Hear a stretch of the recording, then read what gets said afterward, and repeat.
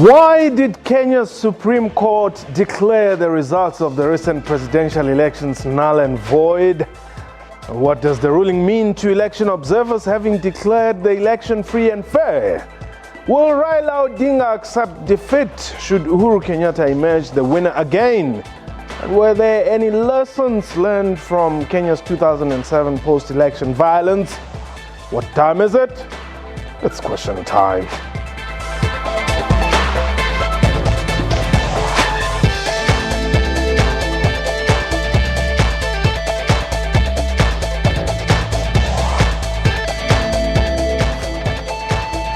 Hotong, and welcome to the show. My name is Mpho Tsedu. Some political analysts continue to decry a trend in some parts of the continent where the courts adjudicate in political matters. In a milestone ruling, Kenya's Supreme Court nullified the results of the August 8 elections. Incumbent Uhuru Kenyatta was declared the winner by a close margin of about 10%. Subsequent to this announcement, Raila Odinga, who came second after Uhuru, petitioned the declaration by the Independent Electoral and Boundaries Commission. A new presidential election has been set for October 17th. While it will be a two-man race between Kenyatta and Odinga, some Kenyan nationals are concerned about how will the outcome of the upcoming election impact peace and stability in the East African country. This is not a first, though, with Ivory Coast Constitutional Council having annulled the 2010 elections results. Opposition leader there, Alassane Quattara, had been initially declared the winner, with Laurent Gbagbo losing. But will the upcoming elections result in peaceful elections in Kenya? We are live, therefore you can call us and hear your views. The number to dial is 089-1104-210. Our international number +2789-1104-210. Our Twitter handle at @QuestionTime24. My guest today, Dr. Richard Iroanya, is a political analyst, and joining us from our Pretoria studio is Nompumelelo Lukhunchi. She's also a political analyst. But before we get into the show, let's take a look at what Secretary General of the UN, Antonio Guterres, had to say about the decision of the Kenyan judiciary.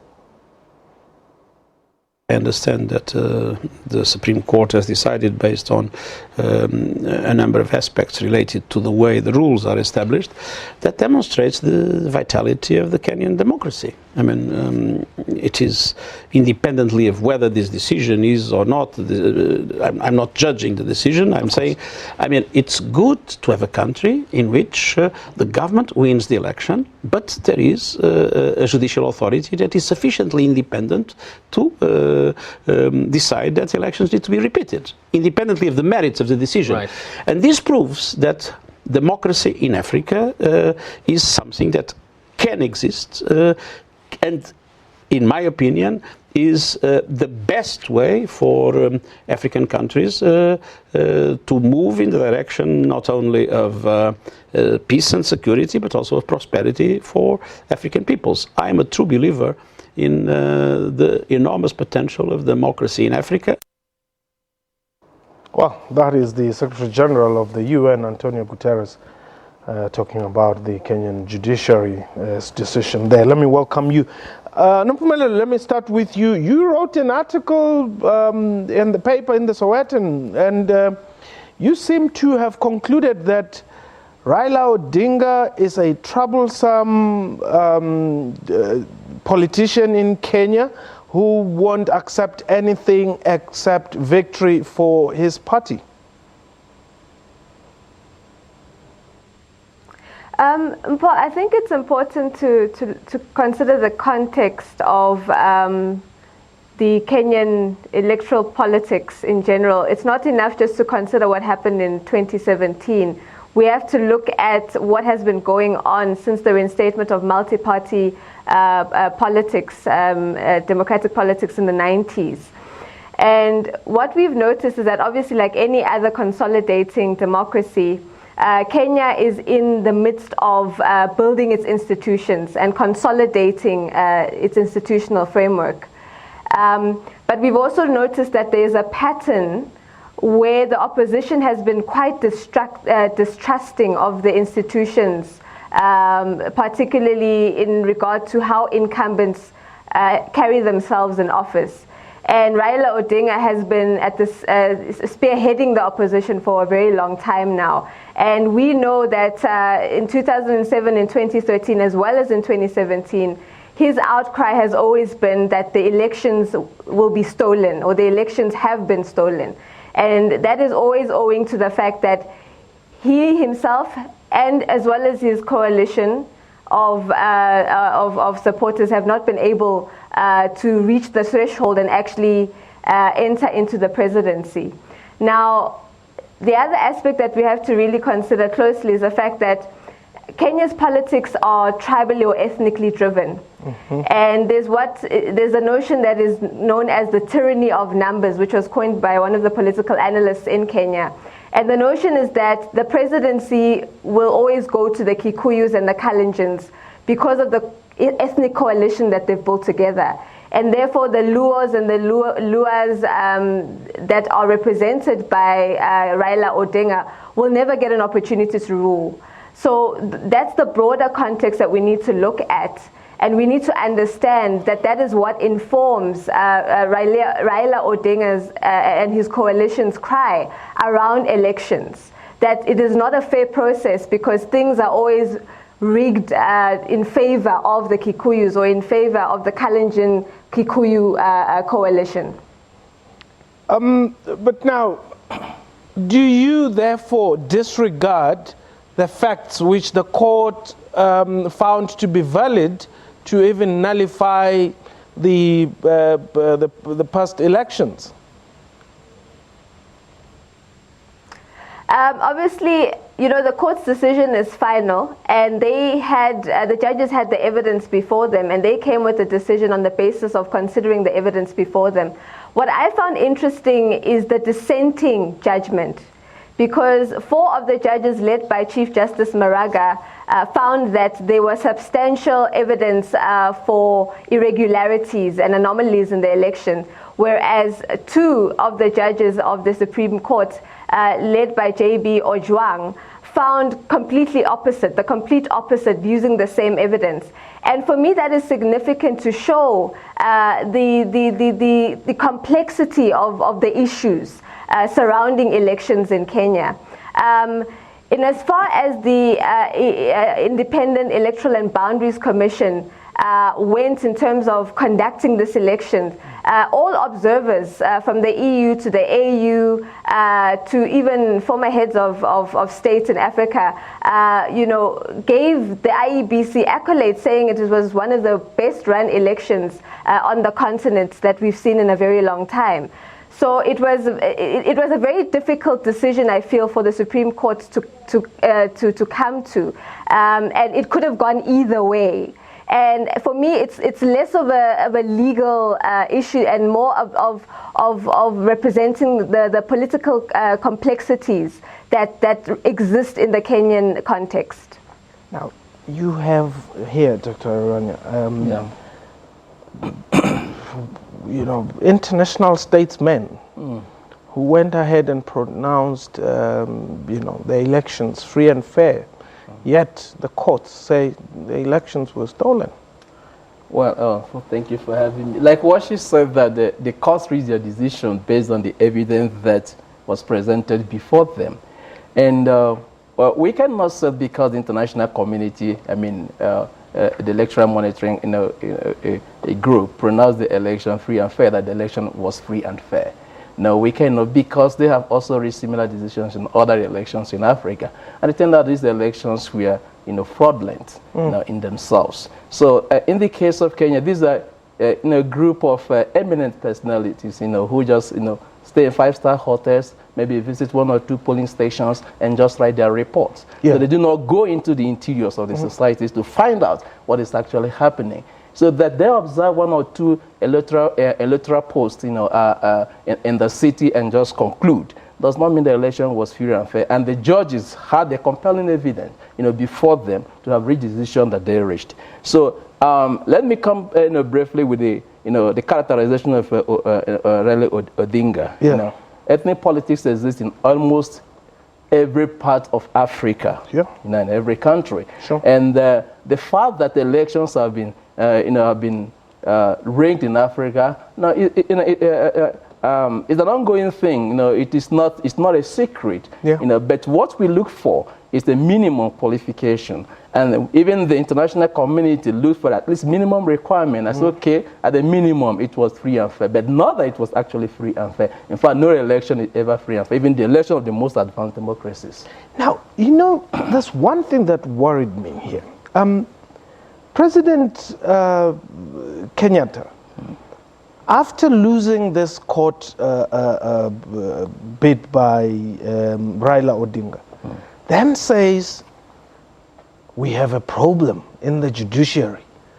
We must fix this. After this October 17 elections, we must fix the judiciary. Since when is it problematic? Well, you know, if you look at African politics, the judiciary has, you know, been seen as an extension of the executive arm of government. Yeah. So, and whenever, you know, the decisions are to be taken or judgment is to be taken in any case involving the government, it goes in favor of the government. But the trend is changing. The African judiciary is becoming more independent, more assertive of their role. So, yeah, which is a good thing for development democracy in Africa. But it's going also to have a kind of you know, boomerang effect, considering the fact that the constitutional provisions also allow for the president or the executive arm of the president to appoint the members of the judiciary. So this we are likely to have a situation by fixing in which the president might likely go for judges he feel, you know, will be sympathetic if he wins. If he wins Yeah. his government. But then, much as I agree that it is a welcome development and a means of strengthening African democracy, we must also be careful not to, you know, arrive a situation in which we have a dictatorship of the judiciary. And that would not also augur well for African democracy. Nompumelelo, you seem to agree here, but I mean, this is a president who said, I mean, he had the audacity to say, look, we don't agree with this judgment, but we will respect it. And then he goes on to say, we must fix this, we must fix this. I'm really worried because it would mean the judiciary is okay for as long as it agrees with Uhuru Kenyatta, and the moment they differ with him, they must be reshuffled. Yeah, I think, you know, the judiciary on the African continent finds itself between a rock and a hard place. Because like my colleague has said in the studio there, rigging is something that we know has been happening. You know, it's a reality on the continent. And so as the institutions are developing, particularly more independent judiciary as we find in Kenya, because in the past, the judiciary had been seen to be in cahoots with the executive. Now we have an independent judiciary. So they find themselves in a position where they have to establish their credibility, not only with the public, but also with the opposition. But at the same time, continue to maintain their independence by not antagonizing the executive. And that is a very difficult position for the judiciary to find themselves in. And for Uhuru Kenyatta to come out and say, we disagree with the judgment. Of course, if you lose the case, you will disagree with the judgment because the judgment has not gone in your favor. Yeah. But to go that further extent and say we are going to deal with the judiciary, that is where then we see that it becomes a bit problematic, because then we see that the executive feels that now it has the right to encroach on the independence of the judiciary. But I think when we look at the political implications of the Supreme Court's decision in this particular case, is that it had to decide whether or not it will give an opportunity for the opposition to gain its confidence in it as an institution by giving it the benefit of the doubt and calling for a rerun, or whether or not it would establish the ongoing perception that the judiciary is always on the side of the executive. Okay. And I think that's why we found these two dissenting views within the Supreme Court, even in this decision. But Dr. Why did the Supreme Court, declare the elections null and void? Well, the judges did not go out there to see whether the election was rigged or not, or whether there were irregularities or not. the judges based their judgment on the evidence that was presented before them. And we cannot, fault them in that regard. And I think the evidence was compelling enough for the judges to have reached that, that decision. And it was a majority decision. And of course, in every Supreme Court, even here in South Africa, when decisions are reached, it is not always an unanimous decision. Sometimes you may have dissenting voices, because the judges have a way through which, the principles in which they base their cases. And again, one thing I want to point out is that that the election was declared null and void by the judiciary does not also mean that the ruling party played a greater role in the irregularities. Of course, the opposition party must have played their own role, And in fact, the judges who disagreed might have said that one cannot stand on the premises of wrong and prove a right. Because even in the areas controlled by the opposition, there was also irregularities, but it was a question of who outrigged the other. So now the opposition was standing on the premises of wrong and trying to prove a right, and the judges agreed with their argument. Anyway, but we are going to also see, what happens, because going forward, the elections are not going to be conducted by no other body than the Kenyan Independent Electoral Commission. Yeah. It is not going to be run by different body, by the same place. So they will drive the process, not angels that are going to drive the process. So we'll wait and see what the outcome will be and whether the opposition parties will accept. Is this a rerun?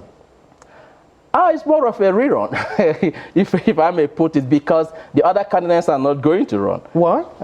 I do not know why they are not going to run, so we have to ask the judges.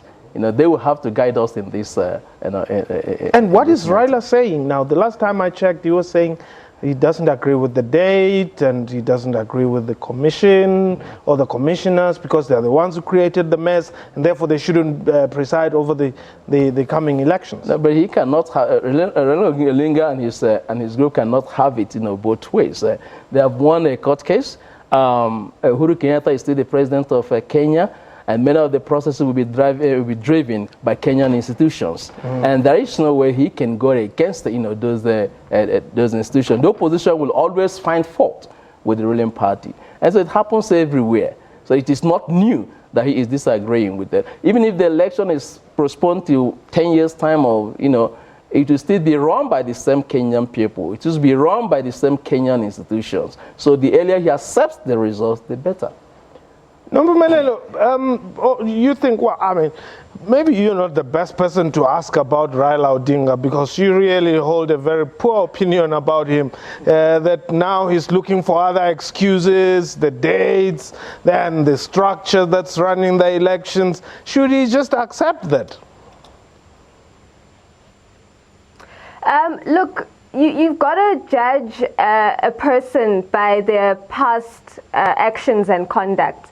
So if you look at what his strategy has been since 2007, also let's look at since 2013.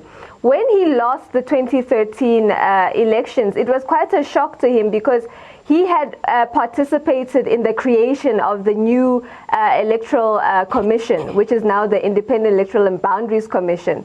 And he spent 3 years into the new administration after the 2013 elections, basically tarnishing the integrity and credibility of the commissioners who presided over that election.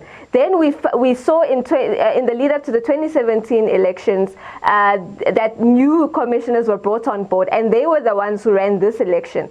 Now he's complaining about the date, he's rejecting the date, and he wants again a new process to select new commissioners because he no longer has confidence in the current commissioners. Now, as a strategy, it would look to me that Raila Odinga's strategy is to consistently cast doubt on the credibility of the Electoral Commission so that he can consistently have a say or have a way of controlling the fact that there are new commissioners who can run these things every time there's a new election. And obviously the view is that if we have new commissioners, then they should be able to adjudicate fairly, and therefore he should eventually be able to step in. That's basically what it is. That's his strategy.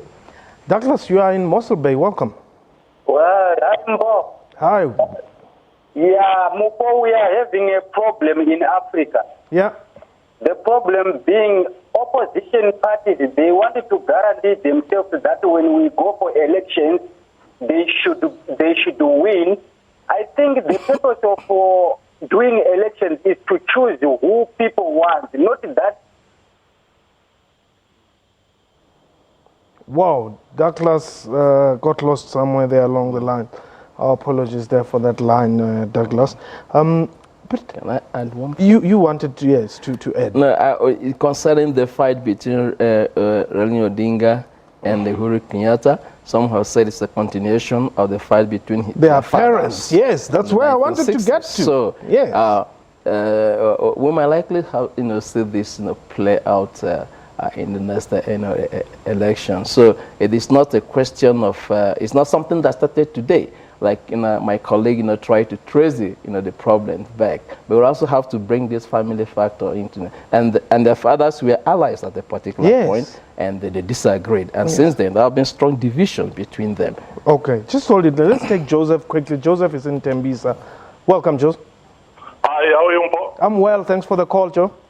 Fine. I actually want to say, okay, what that judge actually did is very good because he showed that he is independent and he is not subjective in terms of the ruling. But I also want to say that I think the African Union must sit down and try to form some rules that actually govern the way each and every country must be governed. Because if we look at it, it is happening in DRC. The president doesn't want to step down. In Zimbabwe, the same thing, and in Kenya, the same thing, and, as well as Mozambique and the other countries. And it actually seems as if the problem is that each and every country is governed in its own way without considering how Africa must be. And that is why actually Africa is not developing at all. This is the main reason is that the political squabbles are too much. Joseph, before you go, do you think if this type of judiciary was existing in Zimbabwe, maybe would have a different outcome? Yeah, we would have a different outcome, but the problem is that in Zimbabwe, I am a Zimbabwean myself, and in Zimbabwe the problem is that there is no independence of the judiciary, and if you try to voice, you see, those people, the judges there in Zimbabwe, they know what is right, they know what is wrong, but they can't say it, because it is extremely... when you can look at it, Zimbabweans are running away from Zimbabwe. It doesn't mean that they are fearful or whatever else, like people are saying that I'm a koala or something like that. Yeah. But that is not true. If you try to voice, you get killed before you even rise to somewhere else. Oh, well, I agree with you. There's lots of Zimbabweans here in South Africa, of course. But as we close, yes, how independent is this judiciary in Kenya? And I mean, it would still, to me, it still appears very colonial. I mean, I'm looking at some guys, they're still wearing some wigs. I don't even understand what's the purpose of wearing such things in this day and age. Do you want to look European or what? So how independent are they? Well, I think they're independent to the extent that their constitution allows. There are I can say.